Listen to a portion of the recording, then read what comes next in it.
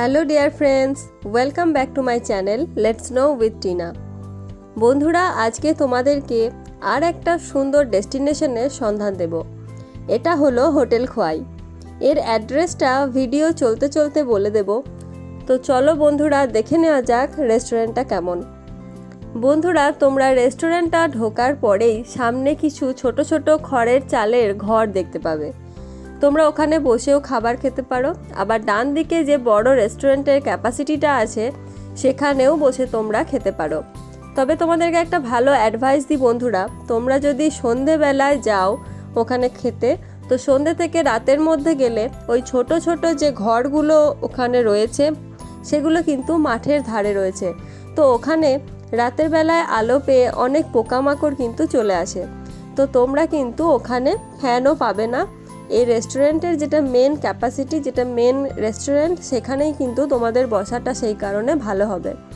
আর সেখানে তোমরা বসলে অনেক অ্যাডভান্টেজও পাবে, যেমন ফ্যান, হাত ধোয়ার জায়গা, এটার জন্য যথাযথ বেসিন রয়েছে এবং পোকামাকড়ের ভয় তো নেই।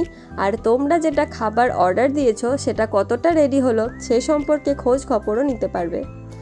তো এখানে তোমরা ফটো তুলতে পারবে নিজেদের মতো করে, এখানে কোনো রেস্ট্রিকশন নেই এই ব্যাপারে। এবার তোমাদেরকে খাবারের রিভিউগুলোর কথা বলি বন্ধুরা।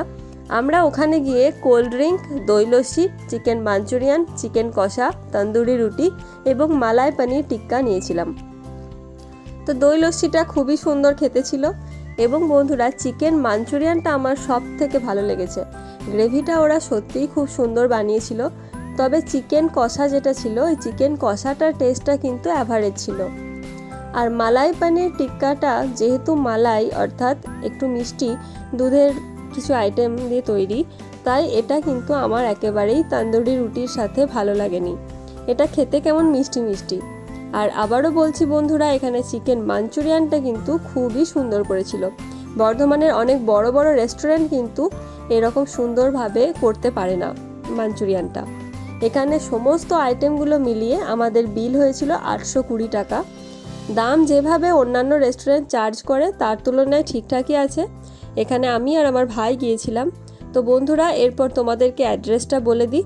তোমরা যারা এখানে যেতে চাইছো, তো বর্ধমান থেকে বোলপুর যাওয়ার রাস্তা যেটা সিউড়ি রোড, নবাবহাট হয়ে তোমরা ওই সিউড়ি রোডে গেলে ওরগ্রাম এবং বড়ার চৌমাথার মাঝে এই হোটেলটা পাবে, অর্থাৎ হোটেল খোয়াই পাবে।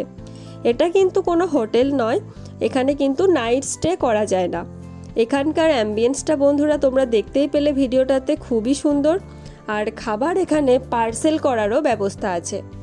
তো খুব ছোট্টর মধ্যেই ভিডিওটা বানালাম তোমাদের জন্য। আর এই রেস্টুরেন্টের মতো অনেক ডেস্টিনেশনের খবর পেতে তোমরা আমার চ্যানেলটিকে এখনই সাবস্ক্রাইব করো বন্ধুরা। যারা লোকাল আছো তারা হয়তো অনেকেই এই হোটেল খোয়াইয়ে চলে গেছো এবং খাওয়া হয়ে গেছে, হয়তো অনেকে রিভিউ দিয়ে দিয়েছো। তো আমার চ্যানেলটিকে এখনই সাবস্ক্রাইব করো এবং শেয়ার করো। Thanks for watching the video.